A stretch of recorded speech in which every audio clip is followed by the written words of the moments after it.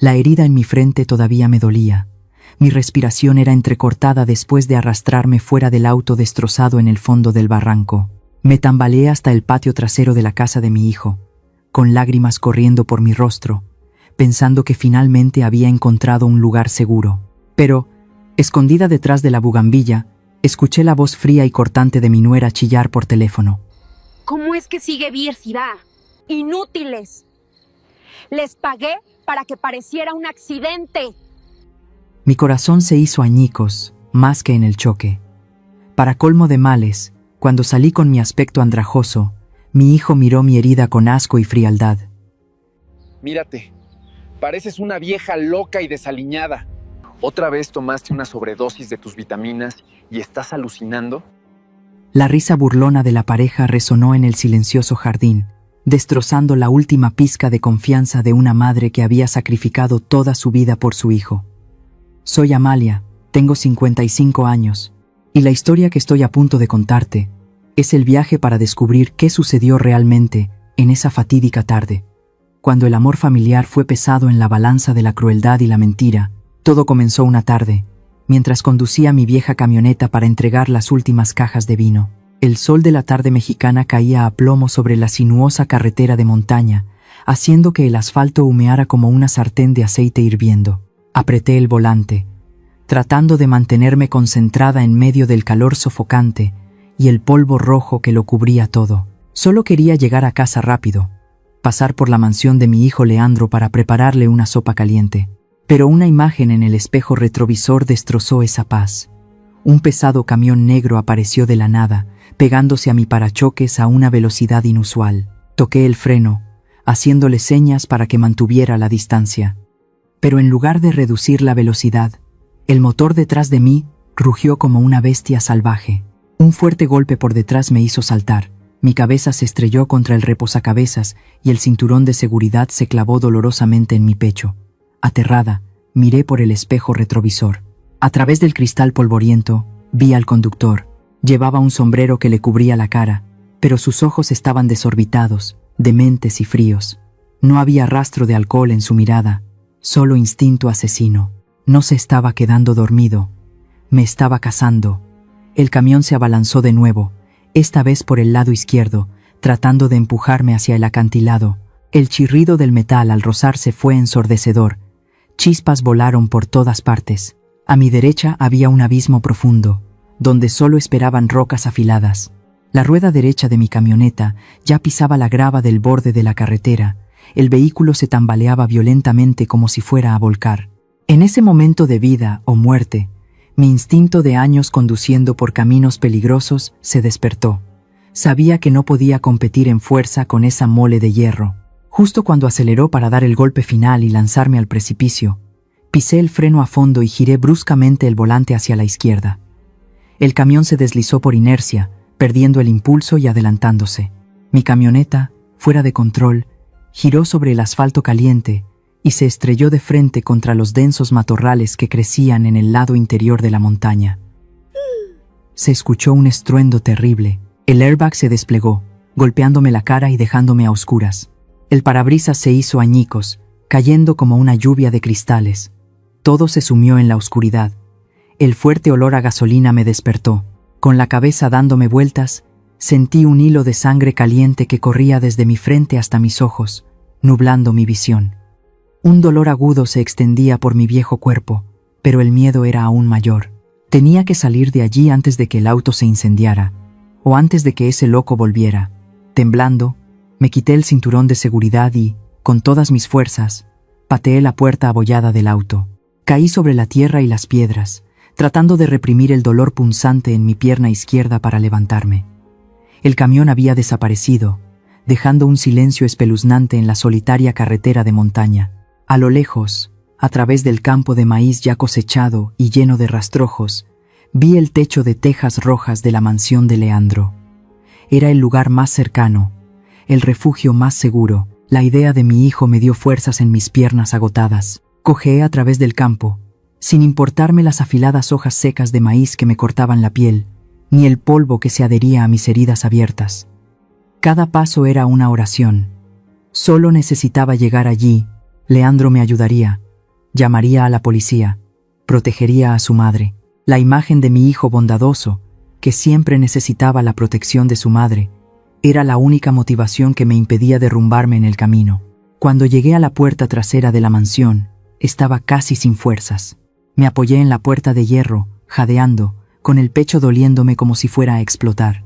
La bugambilla de un rojo intenso que mi nuera, Paloma, cuidaba con esmero, estaba en plena floración, proyectando una sombra fresca sobre el limpio patio de baldosas. La escena era extrañamente pacífica, en total contraste con el infierno que acababa de vivir. Iba a llamar a mi hijo, pero mis pasos se detuvieron. Al otro lado de la bugambilla estaba Paloma. Mi hermosa y elegante nuera caminaba de un lado a otro, con el teléfono en la mano y una expresión de fastidio. Suspiré aliviada, dispuesta a empujar la puerta y entrar, pero su voz resonó, fría y cruel, helándome la sangre. No era la voz dulce y falsa de todos los días. Era el siseo entre dientes de una bestia salvaje a la que se le había escapado la presa. ¿Cómo es que sigue viva? Inútiles. Les pagué para que pareciera un accidente. El mundo a mi alrededor se derrumbó. Ningún abismo era más profundo que esa frase. Ningún impacto era más doloroso que esta cruda verdad. Mis oídos zumbaban. Mi mano, que se aferraba a los barrotes de hierro, cayó sin fuerzas, temblando incontrolablemente. Retrocedí apresuradamente, escondiéndome detrás del grueso muro de piedra, con el corazón latiéndome tan fuerte que parecía que iba a romperme el pecho. Ese conductor loco no fue una coincidencia. Ese horrible accidente no fue mala suerte, fue un contrato de asesinato. Y quien firmó mi sentencia de muerte fue la mujer que vivía en la casa que yo compré, que gastaba el dinero que yo gané, la esposa de mi hijo. La brisa de la tarde trajo un frío que me caló hasta los huesos, aunque el sol todavía era intenso. Me deslicé por la pared, tapándome la boca para no soltar un sollozo ahogado. Me di cuenta de que no acababa de escapar de la muerte para volver a casa.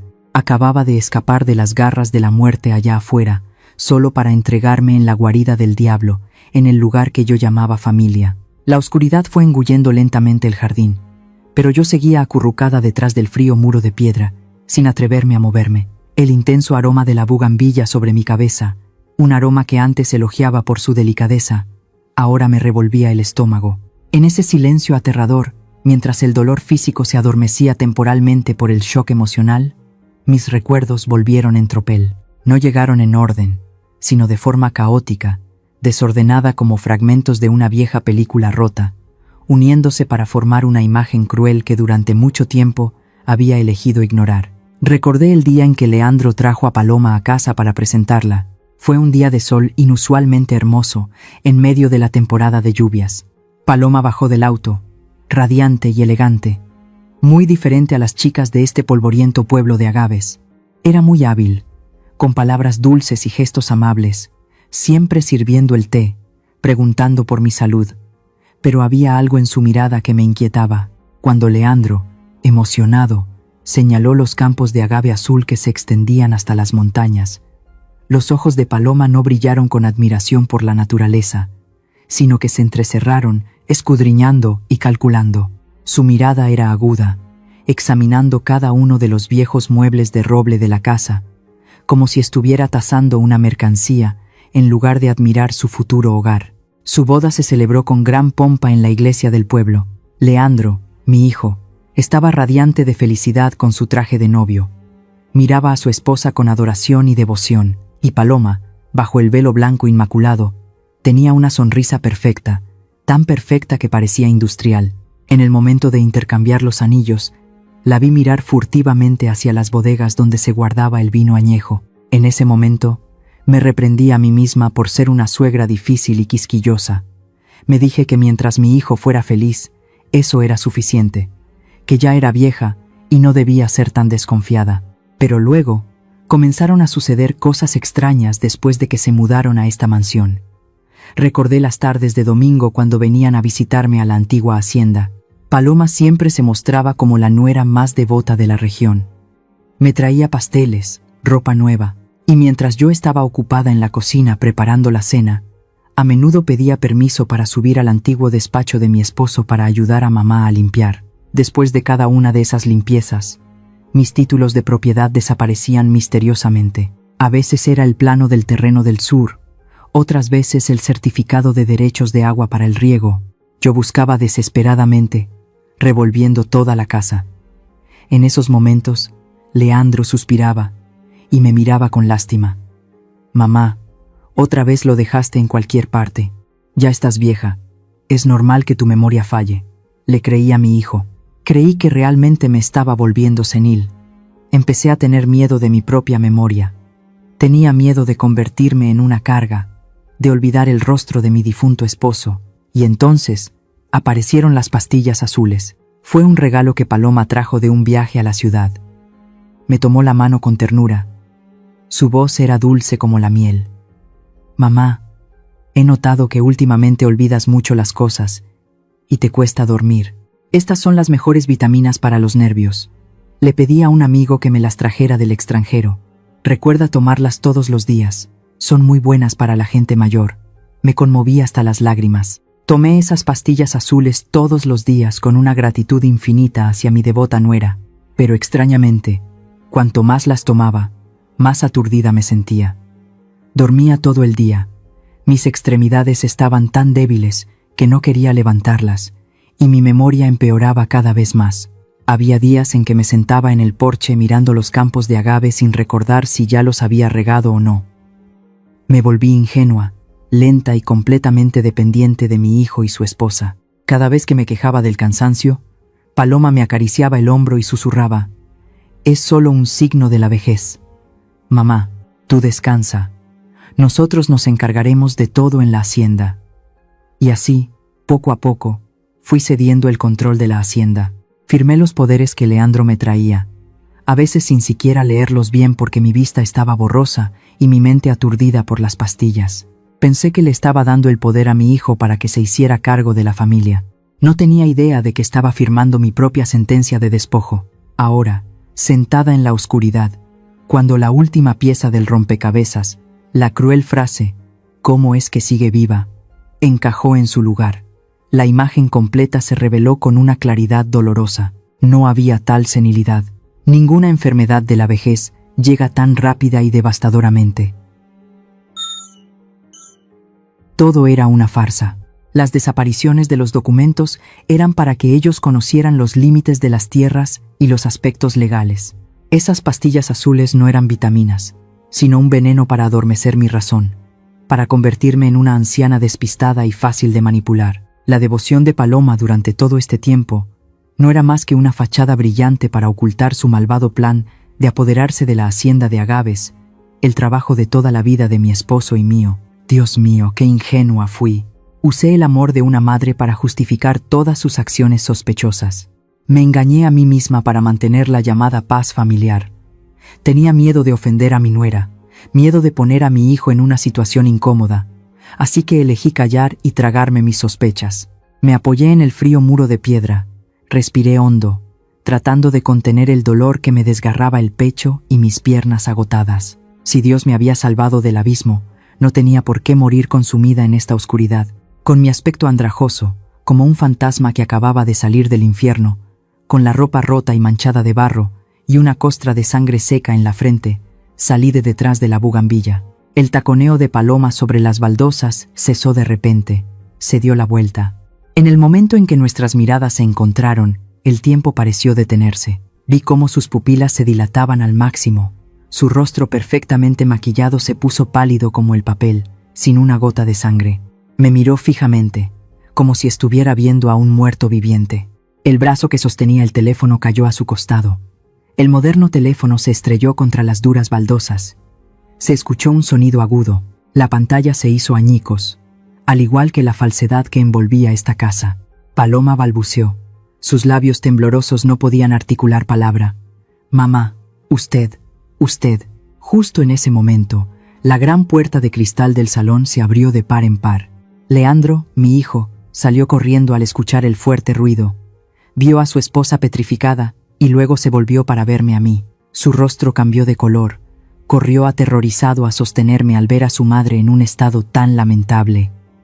«Mamá, Dios mío, ¿qué te pasó? Sangre. Estás sangrando mucho». gritó Leandro, con la voz quebrada por el miedo. Me rodeó los hombros con el brazo.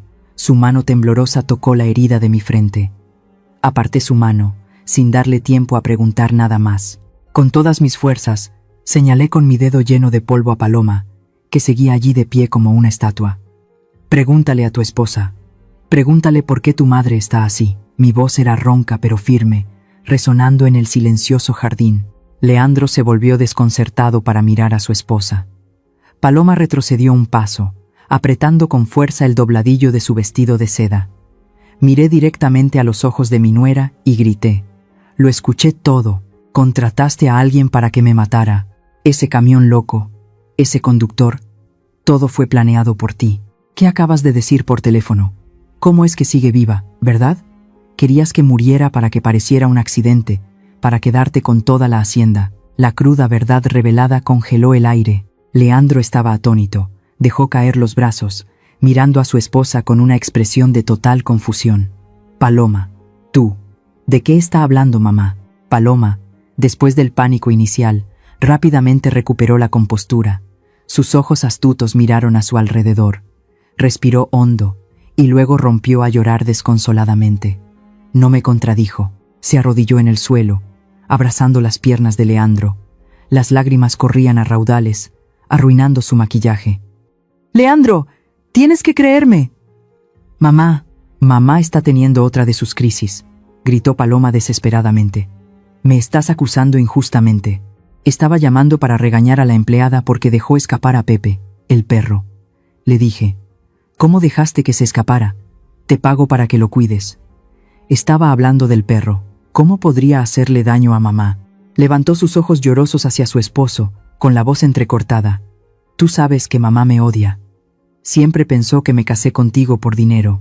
Ahora que tuvo un accidente, está en shock y me está culpando. Yo la quiero mucho. ¿Cómo puede acusarme tan injustamente?» Su actuación fue demasiado perfecta. Cada sollozo, cada lágrima, irradiaba una inocencia abrumadora. Me quedé sin palabras. La ira que había estallado momentos antes se enfrió de repente, reemplazada por una náusea que me subía por la garganta. Me volví hacia mi hijo, esperando que se diera cuenta de la descarada mentira. Soy su madre. Soy la que lo dio a luz, la que lo crió con estas manos callosas. ¿No debería creerme a mí? Pero no. Leandro miró a su esposa llorando a sus pies, y luego me miró a mí, su anciana madre con la ropa rota y una herida en la cabeza. Su mirada vaciló. En sus ojos no vi confianza, ni indignación hacia la culpable. Solo vi lástima, y lo que fue más doloroso, vi duda. Suspiró, ayudó a Paloma a levantarse, y luego se volvió hacia mí, con una voz suave como si estuviera consolando a un niño travieso. «Mamá, tal vez te golpeaste muy fuerte, y estás alucinando. O tal vez, ¿olvidaste tomar tus vitaminas para los nervios? Últimamente olvidas mucho las cosas». Sus palabras fueron como una puñalada en el corazón. «Entra a descansar, mamá. Llamaré al médico. Paloma te quiere mucho. ¿Cómo podría ser eso posible? No seas tan desconfiada. Pobrecita mi esposa. Vitaminas. Esas pastillas venenosas de color azul. Mi propio hijo las mencionaba como una solución, como una prueba de la locura de su madre. Miré a Leandro. El niño pequeño de ayer ahora era un hombre tan débil y cobarde que se dejaba manipular por su esposa. En ese momento me di cuenta de que lo había perdido todo. No solo había perdido mi casa, mi tierra, sino que también había perdido a mi único hijo. El hombre que estaba frente a mí ya no era mi Leandro, sino la marioneta de Paloma. El dolor físico ahora no era nada comparado con el dolor del abandono. La profunda decepción me impidió derramar una sola lágrima más. Aparté bruscamente la mano de Leandro que intentaba tocar mi hombro. El gesto brusco lo hizo tambalearse. «No me toques», gruñí, retrocediendo. «No estoy loca, y no olvidé tomar las pastillas. Precisamente porque no tomé esa maldita medicina es que sobreviví para estar aquí y ver sus verdaderas caras». «Mamá, ¿qué estás diciendo?», balbuceó Leandro. «Apártate». Me di la vuelta y cojeé hacia la puerta principal. Sin dudarlo, no necesitaba a su médico. No necesitaba descansar en este infierno terrenal ni un segundo más. Leandro corrió tras de mí, sujetándome del brazo. «¿A dónde vas? Ya es de noche. Estás gravemente herida. Déjame llevarte adentro. Suéltame, grité. Mi mirada encendida se clavó en su rostro, haciéndolo retroceder asustado. Esta casa no tiene lugar para mí. Si me quedo, moriré de verdad. Quédate con tu esposa y tus pastillas de mentira. Saqué mi viejo teléfono del bolsillo. Mis manos temblorosas marcaron el número de un taxi. Afortunadamente, todavía funcionaba. Me quedé sola en medio de la calle principal, bajo la pálida luz de las farolas, esperando que un auto desconocido viniera a recogerme, dejando atrás la lujosa mansión y a mi hijo que me miraba impotente. El taxi se detuvo bruscamente. Subí, sin mirar atrás ni una sola vez. La puerta del auto se cerró, separándome de ese mundo falso.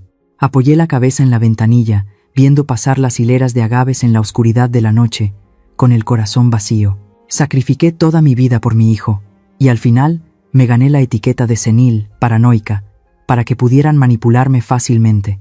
Me pregunto, ¿alguno de ustedes ha estado en una situación tan irónica como la mía? Cuando el hijo que diste a luz elige ponerse del lado de un extraño para herir a su propia madre.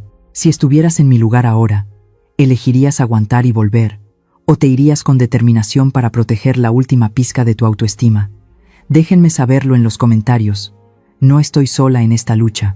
El taxi me dejó frente a la puerta de mi vieja casa, cuando ya era muy tarde. Este era el lugar al que había pertenecido toda mi vida antes de mudarme con mi hijo, y ahora se había convertido en mi último bastión de refugio. Le pagué al conductor, abrí apresuradamente la reja. Mis manos temblorosas hacían que el manojo de llaves tintineara en el silencio. Tan pronto como entré, cerré la puerta de golpe, asegurando todos los cerrojos. Aún sin sentirme segura, arrastré el pesado armario de roble para bloquear la entrada principal. Mi corazón seguía latiendo con fuerza en mi pecho. Sentía como si miles de ojos me acecharan desde afuera, en la oscuridad de las espinosas hileras de agave. Corrí a mi habitación. Busqué debajo de la cama una larga caja de madera cubierta de polvo. Dentro estaba el viejo rifle de caza de 2 cañones que mi esposo había dejado. Nadie lo había tocado en años. El olor acre a pólvora me hizo extrañarlo profundamente. Revisé las municiones. Todavía quedaban 2 balas. Abracé el rifle con fuerza.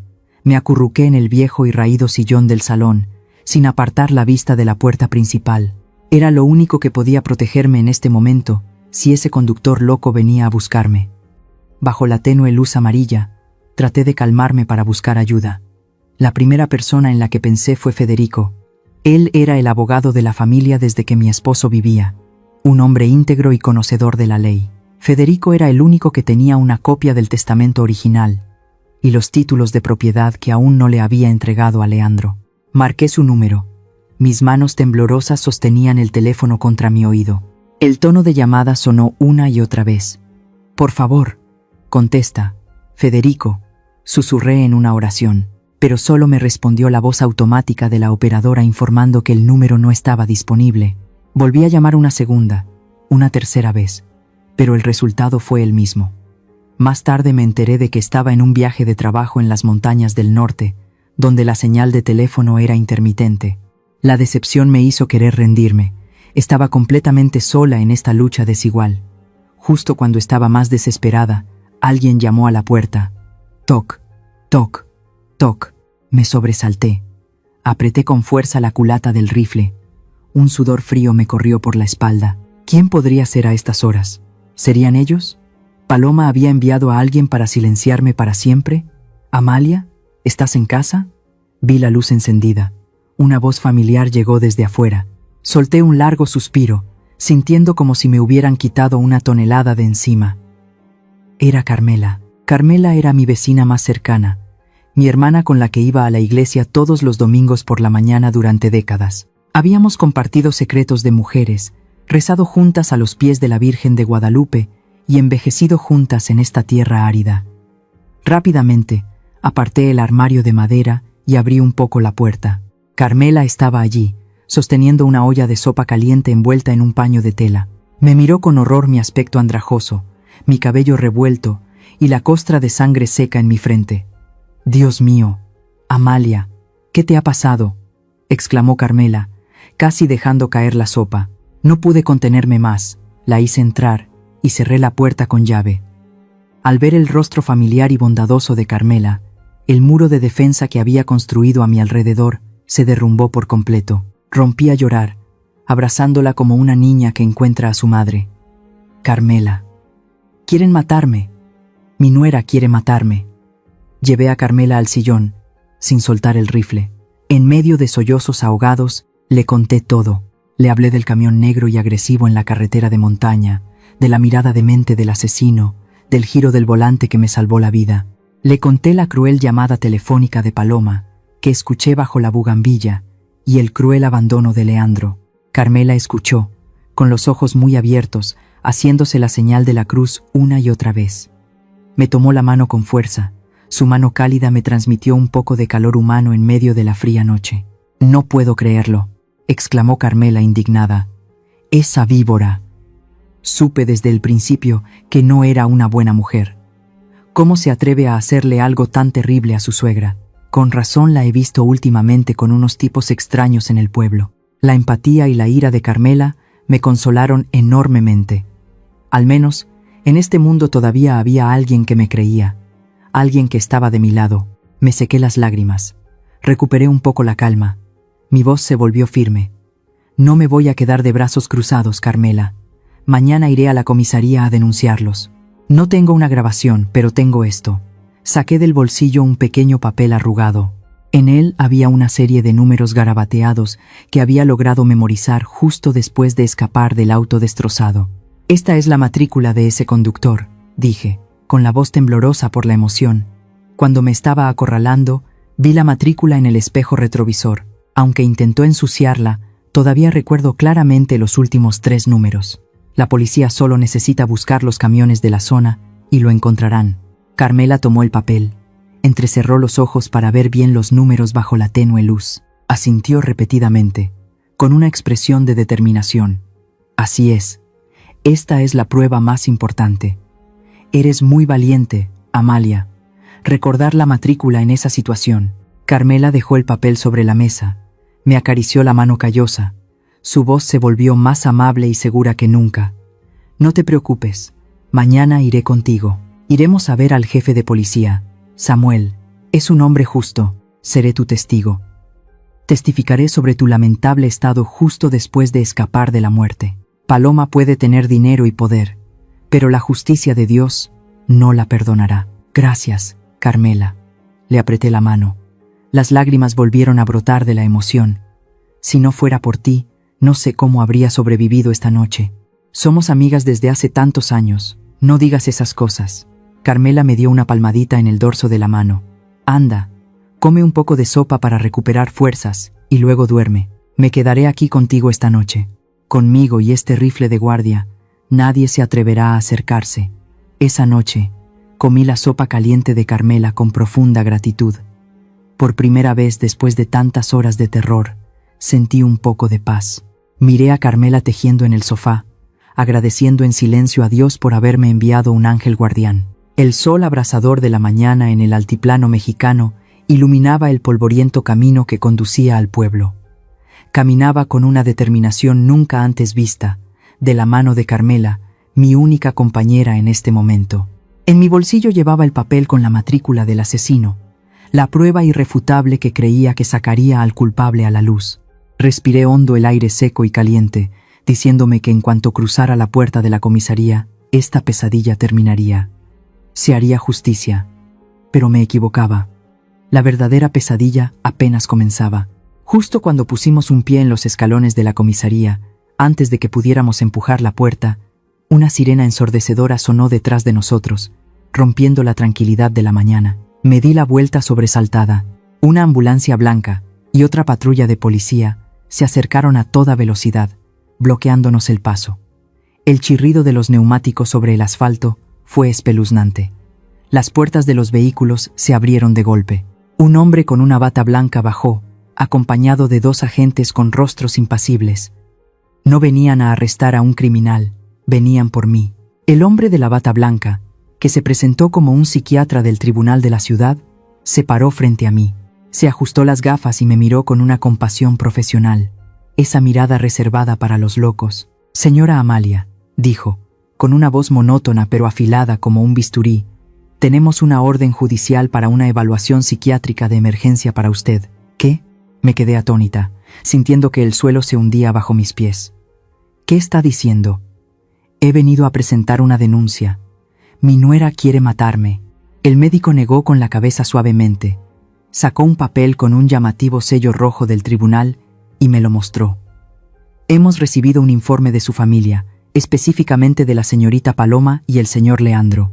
Han proporcionado pruebas de que usted se encuentra en un estado de agitación severa, que intentó suicidarse ayer al despeñar su auto por un barranco y que actualmente representa un peligro para la comunidad con sus delirios paranoicos».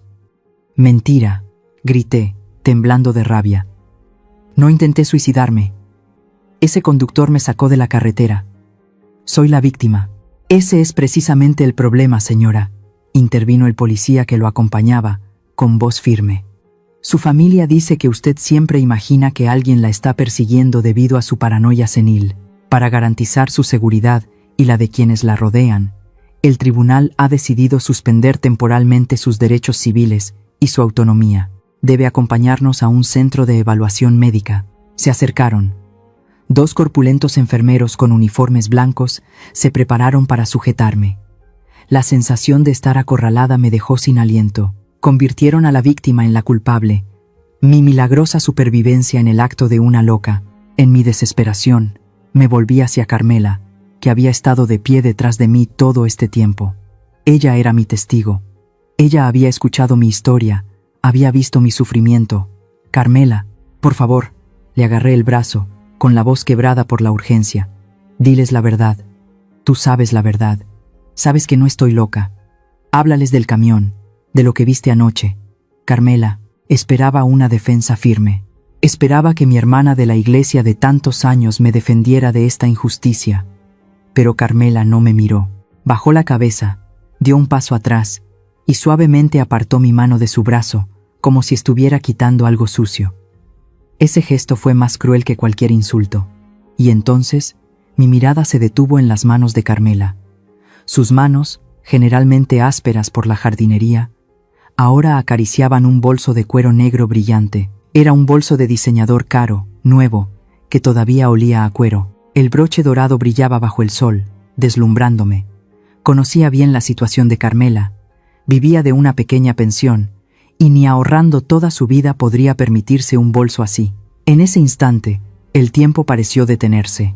El latido de mi corazón pareció ahogar todos los demás sonidos a mi alrededor. Lo entendí todo. No fue una coincidencia. Ninguna bondad llega de forma natural en medio de la noche. Carmela me había traicionado. Anoche, cuando vino a visitarme, no fue por amistad vecinal. Vino a espiar.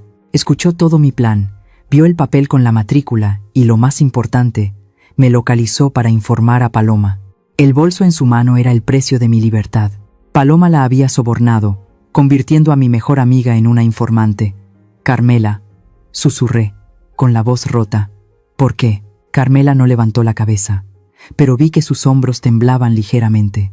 Murmuró algo entre dientes, tal vez una oración o una disculpa tardía, y luego se dio la vuelta y se alejó rápidamente hacia la acera, dejándome sola en medio del cerco de batas blancas e impasibles. «Llévensela», ordenó el médico. 2 enfermeros se abalanzaron para sujetarme. Luché, grité los nombres de Leandro, de Paloma, maldije esta vil traición, pero la fuerza de una anciana que acababa de sufrir un accidente no era rival para ellos. Una aguja fría se clavó en mi brazo. El potente sedante se extendió rápidamente por mis venas. Mi cabeza daba vueltas, mis párpados pesaban como plomo. La imagen del cielo azul de México se volvió borrosa, distorsionada. Me metieron en la ambulancia. La puerta se cerró de golpe, encerrándome en la oscuridad. No me llevaron al hospital. La ambulancia se dirigió directamente a la mansión de Leandro. Me llevaron a la antigua habitación de invitados del primer piso, que había sido convertida en una celda de lujo. Las ventanas estaban clavadas y reforzadas con rejas recién soldadas. Todos los objetos afilados habían sido retirados. Me quitaron el teléfono. La habitación apestaba a desinfectante y a nardos, la flor que más odiaba porque me recordaba a los funerales. 2 enfermeras desconocidas, corpulentas y taciturnas, Vigilaban la puerta día y noche. Su trabajo no era curar mis heridas, sino obligarme a tomar puñados de pastillas de colores a sus horas y asegurarse de que no pudiera salir de la habitación. Me dejé caer en la cama. El sedante paralizaba mi cuerpo, pero no podía apagar el odio que ardía en mi alma. Miré el techo blanco, sintiendo como si una mano invisible me estuviera apretando el cuello, impidiéndome respirar. Impotente, desesperada, había caído en la trampa perfecta que mi nuera había tendido. Una trampa tejida con dinero, leyes y la traición de mis seres más cercanos. La puerta se cerró de golpe, convirtiendo la habitación en una prisión de lujo. Pero lo que más me heló la sangre no fue la orden judicial, ni los guardias que vigilaban afuera, fue la cabeza gacha y la mirada esquiva de Carmela, mi hermana de la iglesia de tantos años, la persona en la que confié mi vida. Al final no pudo resistir el peso del dinero y la codicia. Pensé que a mi edad, cerca de la tumba, la lealtad era lo más valioso. ¿Me equivoqué? ¿Y ustedes, alguna vez han confiado plenamente en alguien, solo para recibir una puñalada por la espalda tan dolorosa como esta? Compartan sus historias en los comentarios. El tiempo en esta celda de lujo pasaba de forma monótona e indefinida. El día era como la noche, solo rodeada por la luz blanca de las lámparas y el fuerte olor a desinfectante. Pero en contraste con mi apariencia demacrada y ausente, que deliberadamente mostraba a las enfermeras, mi mente estaba más alerta que nunca. Cada vez que la enfermera regordeta de rostro impasible me traía las medicinas, yo abría la boca obedientemente, dejaba que la pastilla azul se deslizara y luego fingía tomar un gran sorbo de agua. Pero en cuanto se daba la vuelta, escupía la pastilla a escondidas, la envolvía en un pañuelo o la enterraba profundamente en la tierra de la maceta de cactus que había en un rincón. Pobre planta, tan resistente por naturaleza, ahora comenzaba a marchitarse, amarillenta por absorber el veneno en mi lugar. Al verla, comprendí aún más la crueldad que mi nuera me estaba mostrando. Interpreté muy bien el papel de una anciana senil. Me sentaba inmóvil durante horas en el sillón, con la mirada perdida en el vacío, murmurando frases sin sentido. Esta actuación hizo que la vigilancia de los guardias se relajara gradualmente, y lo más importante, me permitió observar todo. Noté que Paloma ya no tenía el aire de triunfo y arrogancia del primer día que me encerró aquí. Últimamente, cada vez que pasaba a ver cómo me estaba muriendo lentamente, su rostro mostraba una tensión evidente. La gruesa capa de maquillaje no podía ocultar las ojeras bajo sus ojos. A menudo regañaba a las enfermeras sin motivo, y con frecuencia la oía gritar por teléfono en el pasillo sobre dinero, sobre enormes sumas que el banco le estaba exigiendo. Parece que quedarse con mi fortuna no era tan fácil y sencillo como ella pensaba. Una noche, llovió a cántaros. Las lluvias torrenciales típicas del altiplano mexicano caían con fuerza. Los truenos retumbaban como si quisieran rasgar la noche, sacudiendo incluso los sólidos marcos de las ventanas.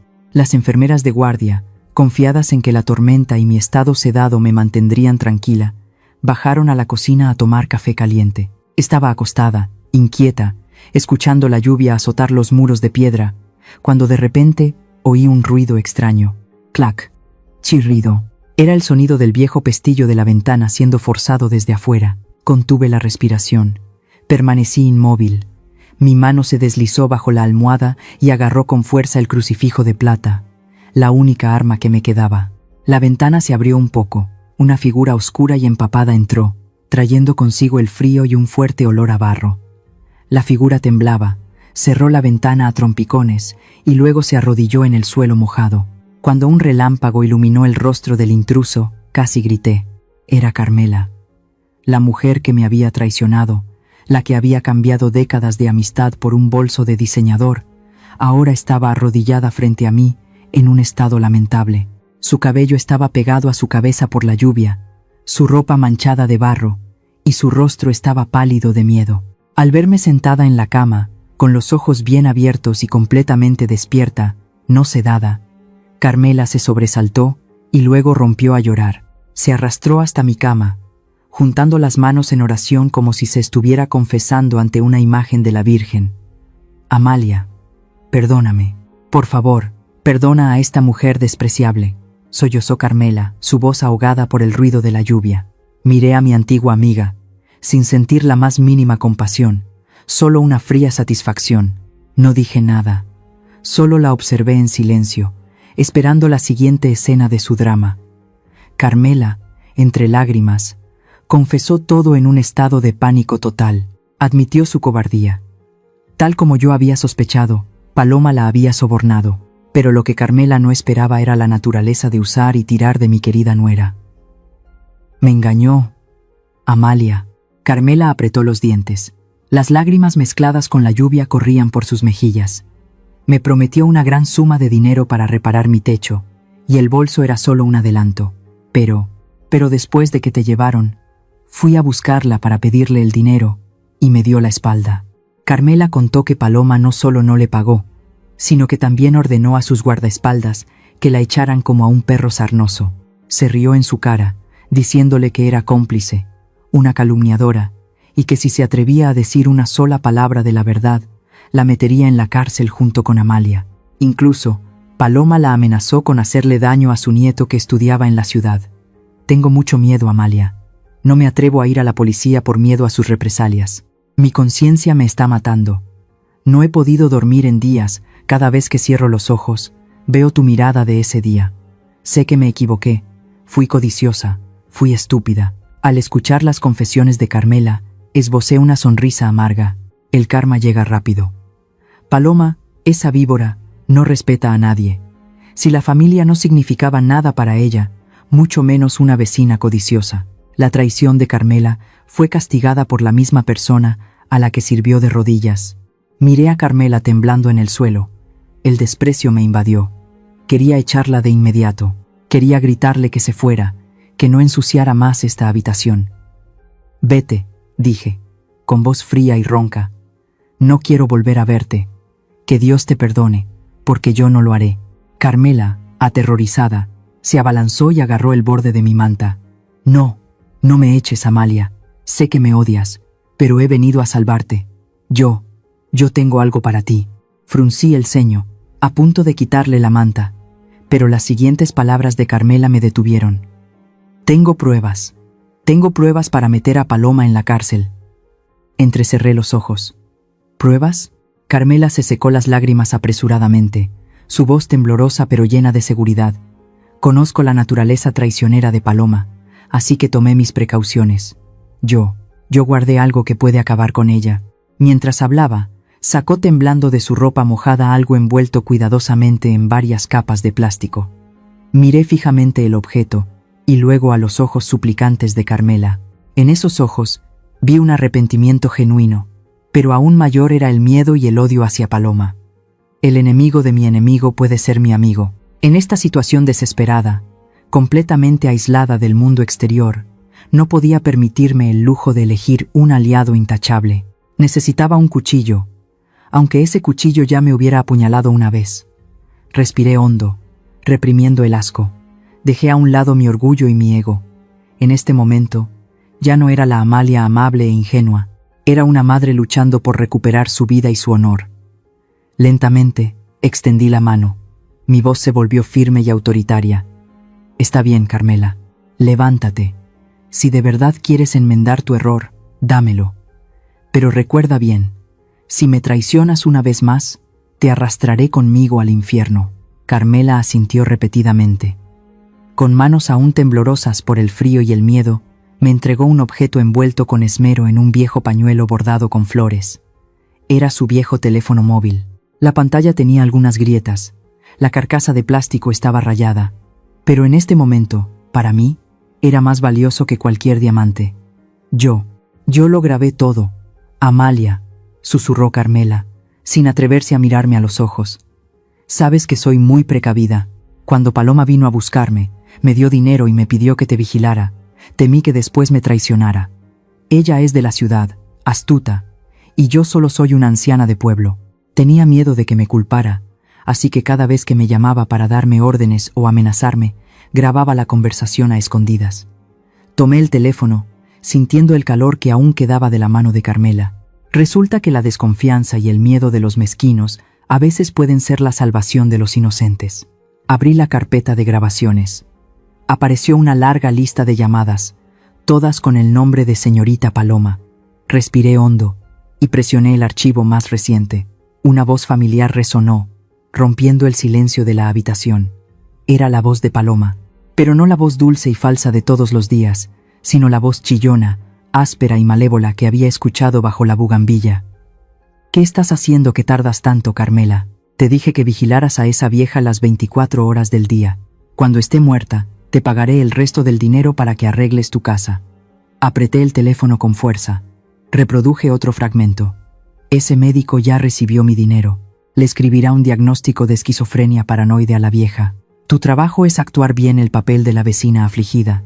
No dejes que nadie sospeche. Si abres la boca, enviaré a Iván a visitarte. Ya sabes lo buen conductor que es. Casi manda a la vieja al barranco.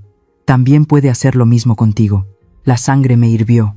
Cada palabra de Paloma era como una daga envenenada clavada en mi corazón. No solo quería matarme, sino que también había sobornado a un médico, amenazado a un testigo y montado un escenario perfecto para hacerme pasar por loca.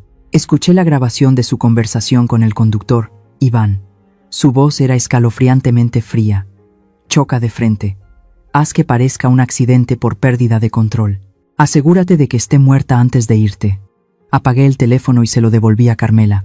El temblor de la ira había desaparecido, reemplazado por una calma aterradora. Mi corazón, ya destrozado, ahora estaba remendado con una capa de acero frío. Ya no era la Amalia débil que lloraba y suplicaba compasión. Era la dueña de esta hacienda, y cobraría cada una de las deudas. «Lo hiciste bien, Carmela», dije, con voz grave y firme. «Guarda bien este teléfono. Es el seguro de vida para ambas». Esa noche no dormí. Carmela y yo planeamos el día siguiente. Ella se escondería en el gran armario de roble del rincón, esperando la oportunidad de ayudarme a contactar con el mundo exterior. A la mañana siguiente, en cuanto los primeros rayos de sol se colaron por la ventana enrejada, las enfermeras cambiaron de turno. Aprovechando que la enfermera de la noche se iba cansada y la nueva aún no había revisado bien, Carmela salió sigilosamente del armario. Me dio el teléfono. Marqué el número de Federico. Esta vez, el teléfono sonó solo 2 veces antes de que alguien contestara. Federico al habla. Su voz grave y confiable resonó. «Federico, soy yo, Amalia. No preguntes nada, solo escúchame». «Estoy en peligro», dije rápidamente, sin apartar la vista de la puerta de la habitación. Hubo un segundo de silencio al otro lado de la línea, y luego su voz se volvió urgente. «¿Amalia? Me enteré del accidente y de que estabas enferma. Acabo de llegar. Iba a visitarte esta mañana, pero los guardias me detuvieron. ¿Qué está pasando?». Le conté la situación brevemente, sin omitir ningún detalle. Luego puse el altavoz y reproduje la grabación de Paloma para que Federico la escuchara. Al terminar, Federico exclamó indignado: «Dios santo, qué vil. Amalia, cálmate. Actuaré de inmediato. Tengo un viejo amigo, el inspector de policía Samuel, uno de los pocos hombres honestos de este pueblo. Con esta prueba podemos darle la vuelta a la situación. Haz lo que tengas que hacer, Federico. Arresta a ese conductor. Se llama Iván». Paloma lo mencionó en la grabación. «Entendido. Aguanta un poco más. Cuídate, Amalia». La llamada terminó. Carmela se metió rápidamente en el armario al oír pasos en el pasillo. Escondí el teléfono bajo la almohada. Me acosté, me tapé hasta el pecho y fingí estar profundamente dormida. Las siguientes horas transcurrieron en una espera tensa y asfixiante. Me quedé quieta, contando los latidos de mi corazón, cada tic-tac del reloj de la pared. Afuera, la vida continuaba, pero yo sabía que Federico y el inspector Samuel estaban desatando una tormenta silenciosa. Al mediodía, cuando la enfermera entró con la bandeja de la comida, el teléfono bajo mi almohada vibró suavemente. Esperé a que se fuera y luego me atreví a sacarlo. Era un mensaje de voz de Federico. Me pegué el teléfono al oído. El corazón me latía con fuerza. «Amalia, buenas noticias». La voz de Federico sonó, con un toque de emoción. El inspector Samuel y su equipo actuaron muy rápido. Con la grabación y el número de teléfono de Paloma, localizaron al conductor Iván. Se estaba escondiendo en una pensión miserable en las afueras, preparándose para huir a otro estado. Contuve la respiración y seguí escuchando. Cuando la policía irrumpió, estaba drogado y completamente sorprendido. Samuel le hizo escuchar la grabación de la voz de Paloma. Se dio cuenta de que su jefa lo había traicionado que lo habían usado como un peón, y se derrumbó por completo. Ante la promesa del inspector de ser indulgente si cooperaba, Iván lo confesó todo. Admitió que Paloma fue la autora intelectual, que lo contrató para fingir el accidente.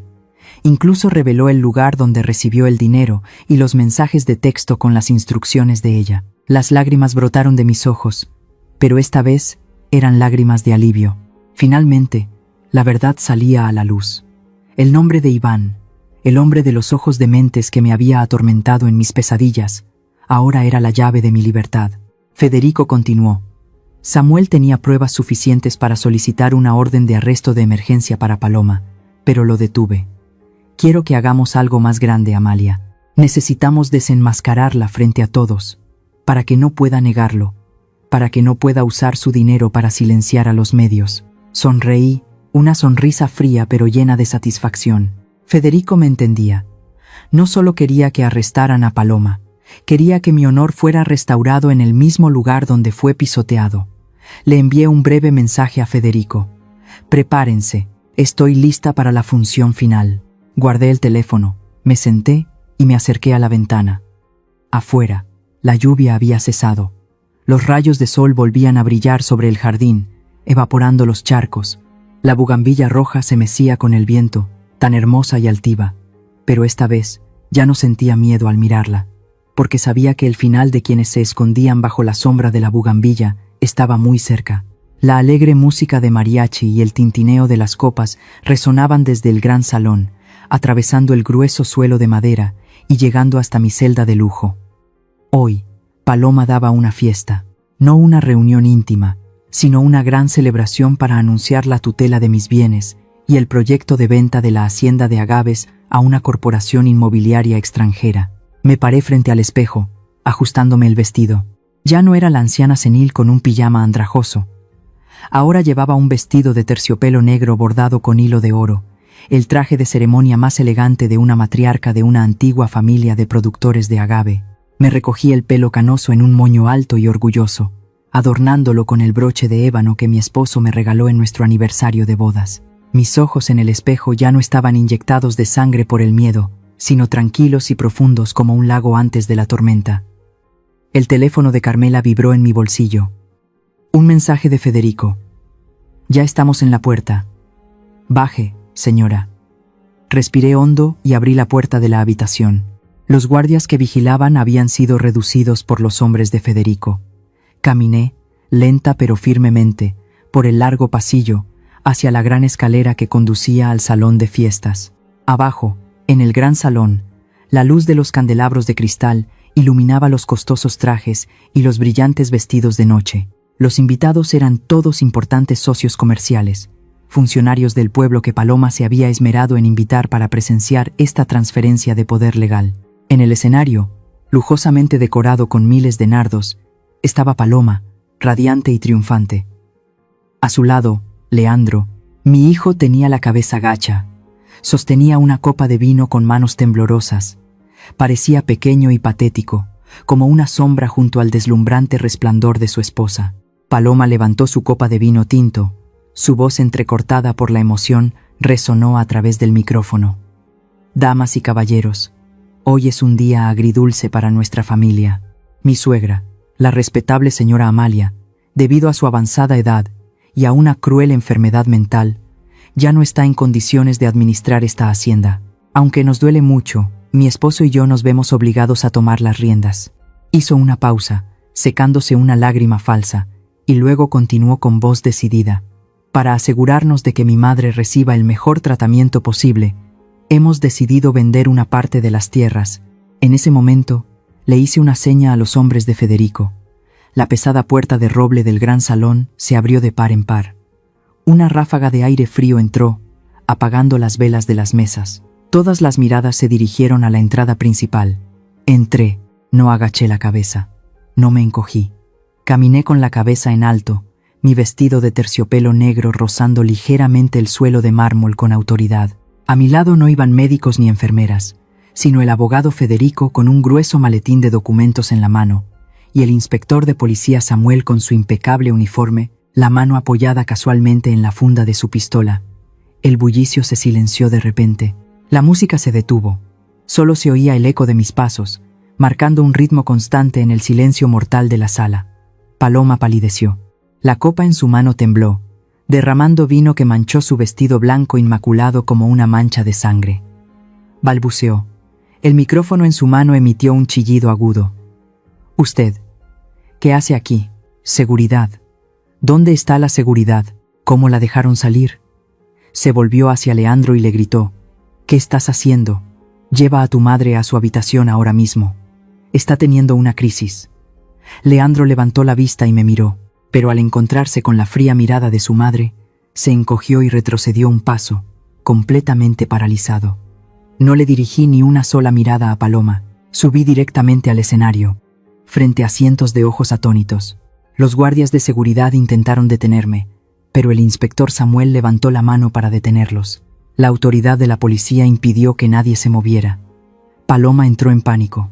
Se abalanzó para quitarme el micrófono, pero yo fui más rápida. Se lo arrebaté de las manos y la empujé hacia atrás con una fuerza que ni yo misma sabía que tenía.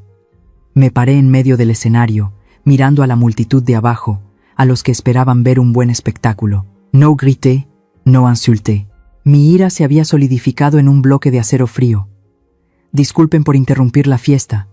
Mi voz resonó, grave y clara, sin temblar. «Mi nuera tiene razón. Hoy es el día de la verdad, pero no la verdad sobre mi enfermedad, sino la verdad sobre su carácter». Dicho esto, saqué el viejo teléfono de Carmela y con calma conecté el cable al sistema de altavoces del salón que Federico ya había preparado. Paloma pareció reconocer el teléfono. Su rostro se quedó sin sangre. Intentó abalanzarse para arrancar el cable. «Apáguenlo, no la escuchen, está loca». Pero Samuel se interpuso rápidamente. Su mirada afilada era una advertencia. Presioné el botón de reproducción. Toda la sala contuvo la respiración. Un sonido de estática se escuchó por un momento, y luego la voz venenosa y chillona de Paloma resonó desde los 4 altavoces, tan clara como si estuviera gritando al oído de todos. «Esa vieja es más dura que una cucaracha». Le dije a Iván que la matara. Los murmullos comenzaron a escucharse abajo. Paloma se quedó petrificada, se tapó la cabeza con las manos, sacudiéndola como si quisiera negar ese sonido. La grabación continuó, cruel y cruda. «Vigílala de cerca. No dejes que se comunique con nadie. Cuando venda la tierra, te daré el resto del dinero para que arregles tu casa. Tenemos que hacer que parezca que está realmente loca. Asegúrate de que se tome las pastillas a tiempo. Ese medicamento le atrofiará el cerebro rápidamente». Cada palabra era como una bofetada en la cara de los elegantes invitados presentes. Miraron a Paloma con asco y miedo. Los socios comerciales comenzaron a negar con la cabeza, a susurrar y a dirigirse hacia la puerta. Paloma se derrumbó en el suelo del escenario, sin rastro del orgullo de una anfitriona. La máscara de devoción y moralidad que tanto se había esforzado por mantener, se había hecho añicos, revelando a un demonio codicioso y cruel. Apagué la grabación. Desconecté el cable. La sala se sumió en un pesado silencio. Miré a Paloma temblando a mis pies, y luego a Leandro, que estaba de pie como una estatua, con el rostro desencajado. No sentí satisfacción, solo sentí un inmenso vacío. El precio de esta verdad era demasiado alto, pero al menos, aquí mismo, bajo las luces brillantes, el honor de mi familia y mi inocencia habían sido limpiados. La grabación terminó, dejando un silencio mortal que se apoderó de todo el lujoso salón. Los elegantes invitados, los socios comerciales con sus costosos trajes, todos estaban atónitos. Luego, como un enjambre de abejas alborotado, comenzaron los susurros y los comentarios, cada vez más fuertes. Las miradas que antes admiraban y envidiaban a Paloma, ahora se tornaron en desprecio y horror, como si vieran una plaga. Leandro estaba allí, petrificado, su rostro pálido como el de un muerto. Sus manos temblaban tanto que no pudo sostener la copa de vino que tenía. Se escuchó un golpe seco. La copa de cristal cayó al suelo de mármol y se hizo añicos. El vino tinto oscuro se derramó, manchando la alfombra blanca inmaculada como una mancha de sangre fresca. Se volvió para mirar a su esposa, la mujer hermosa y elegante que una vez adoró, por la que se había enfrentado al mundo entero. Ahora se revelaba como un monstruo codicioso bajo las luces del escenario. En los ojos muy abiertos de Leandro Vi el colapso de una fe ciega. Paloma ya no pudo mantener su falsa compostura. Al ver las miradas de desprecio dirigidas hacia ella, soltó un grito agudo y salvaje. Se abalanzó sobre mí, con las uñas afiladas extendidas para arrebatarme el micrófono, sus ojos inyectados de odio. «Cállate, vieja desgraciada. Apaga esa cosa ahora mismo». Pero antes de que pudiera tocar mi ropa, el inspector Samuel y otros 2 policías se abalanzaron sobre ella. Las manos firmes de la justicia la inmovilizaron rápidamente, torciéndole los brazos a la espalda. Se escuchó un clic frío. Las esposas brillantes aseguraron las muñecas de Paloma en el escenario, ante la mirada de cientos de personas. Luchó, gritó, maldijo. Su elegante vestido de noche estaba desaliñado, su maquillaje corrido por las lágrimas y el sudor. La imagen de la nuera devota y elegante había desaparecido por completo. Solo quedaba una criminal enloquecida por la desesperación. «Llévensela», ordenó el inspector Samuel con firmeza. Mientras la policía se llevaba a Paloma a través de las mesas, ella se volvió para mirar a Leandro, gritando pidiendo ayuda. «Leandro, haz algo, sálvame.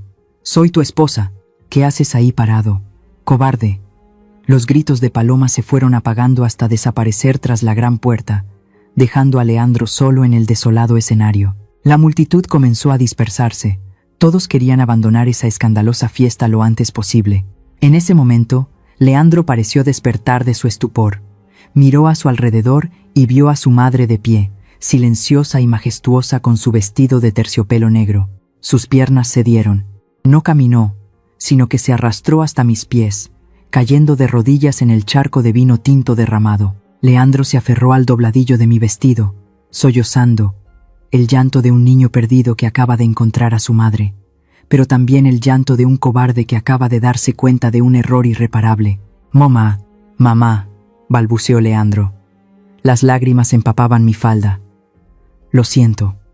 De verdad no sabía nada. Ella me engañó. Dijo que estabas enferma, que todo lo que hacía era por tu bien. Te juro por Dios que no sabía que quería matarte. Perdóname, mamá. Miré a mi único hijo, el hijo que había llevado en mi vientre, por el que había derramado cada gota de sudor en los espinosos campos de agave para criarlo y convertirlo en un hombre.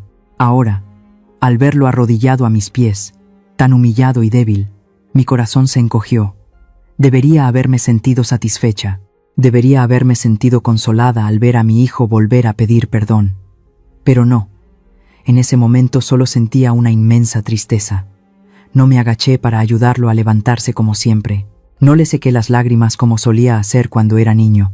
Me quedé quieta, dejándolo aferrarse a mis piernas, con la mirada perdida en la distancia, donde la gran puerta se había cerrado. «Leandro», dije, con voz grave pero clara, sin temblor alguno, «dices que no sabías nada.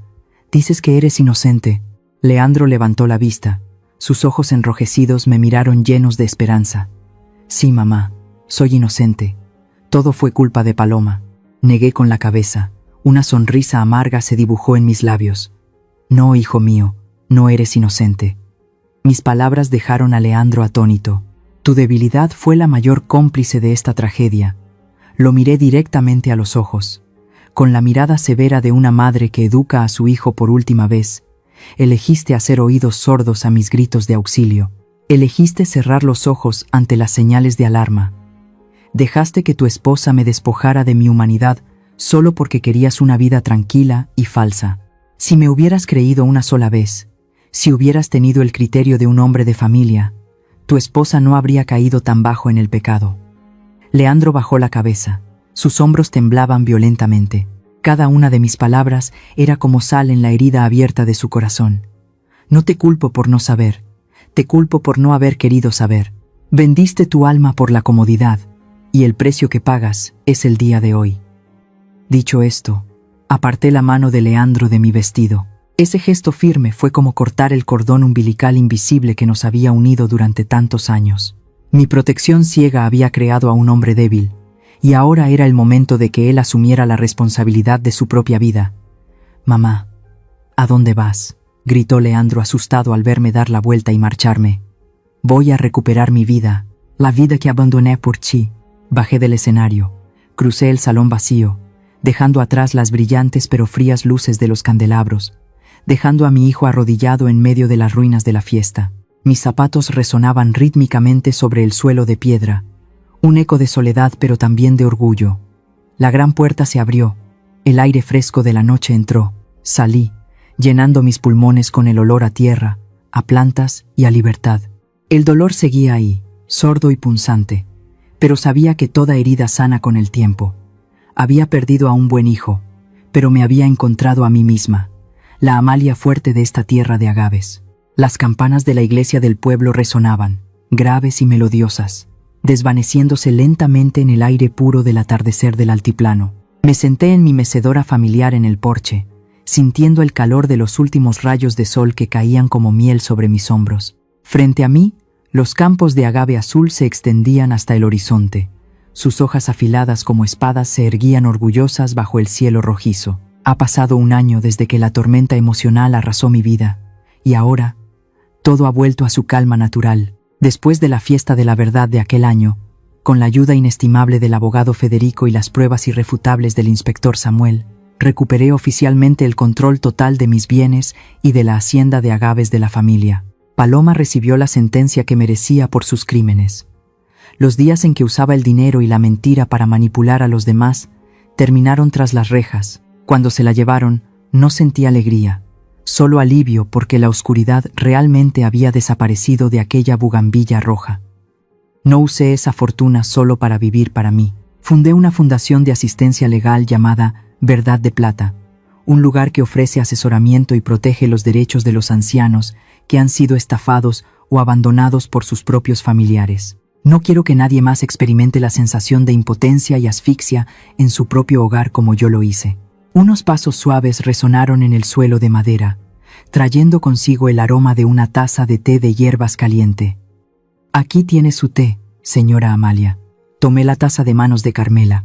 Ella estaba allí, silenciosa y humilde con su impecable uniforme de ama de llaves. Nuestra relación ahora es puramente profesional. No puedo olvidar la puñalada por la espalda que me dio, pero tampoco puedo negar que su desconfianza me salvó la vida. La dejé trabajar en la casa, no por la vieja amistad que ya murió, sino porque quería darle la oportunidad de saldar su deuda de conciencia a través de un servicio dedicado. Hablamos poco del pasado, solo lo necesario para el día a día. Esta distancia es una barrera necesaria para proteger mi alma.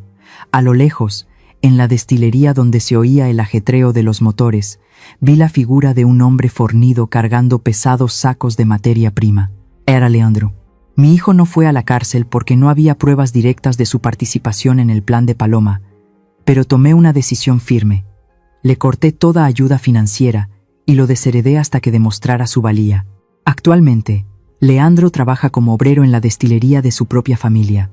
Está aprendiendo a trabajar con sus manos, a valorar cada peso ganado con sudor y lágrimas, en lugar de vivir de la explotación de su madre. A veces, desde lejos, mira furtivamente hacia el porche donde me siento, con una mirada llena de arrepentimiento y anhelo de perdón. Todavía lo quiero, porque es mi carne y mi sangre, pero entiendo que si cedo ahora, volveré a matar su crecimiento como persona. Dejarlo valerse por sí mismo es la mayor misericordia que puedo ofrecerle. Tomé un sorbo de té amargo y sentí una paz extraña. Aprendí la lección más cara que la vida puede dar, una lección que a los 55 años realmente he asimilado.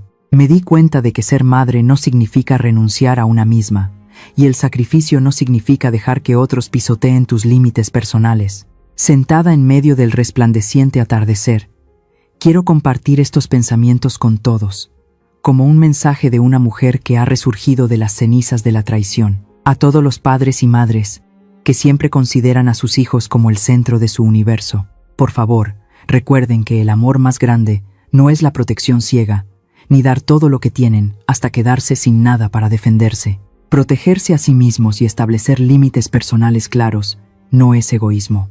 Es la forma de preservar su dignidad y enseñar a sus hijos a respetar a los demás. Nunca firmen papeles que no entiendan, y nunca dejen que nadie, ni siquiera el hijo que dieron a luz, les quite su autonomía. Solo pueden proteger a los demás cuando ustedes mismos están firmes sobre sus propios pies.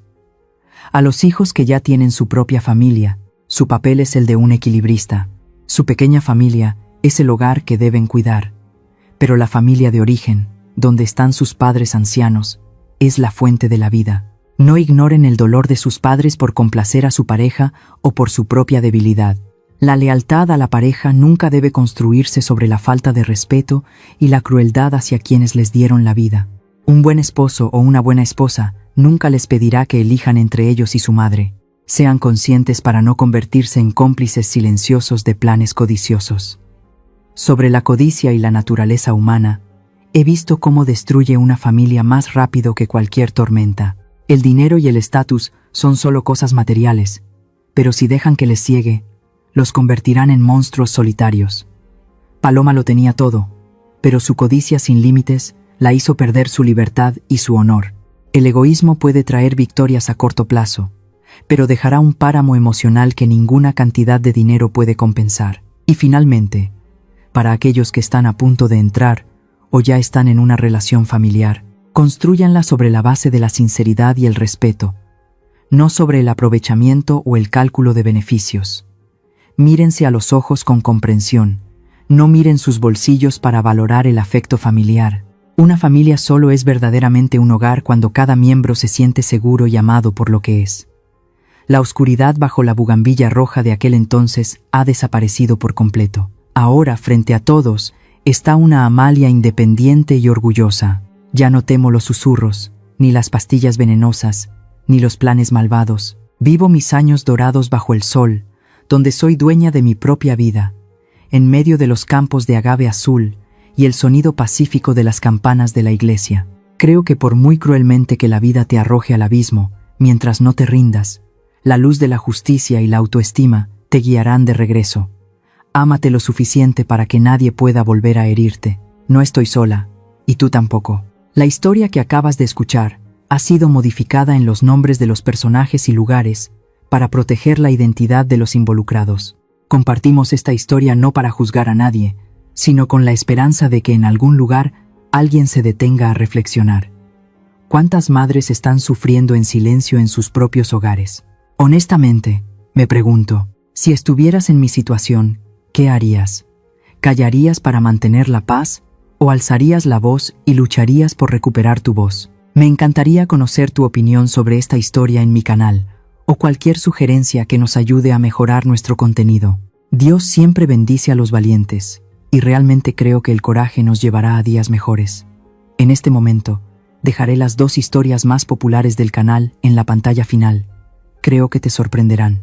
Gracias por quedarte conmigo hasta este momento. Si esta historia te ha llegado al corazón, por favor, dale me gusta, suscríbete al canal y activa la campana de notificaciones para no perderte lo que está por venir.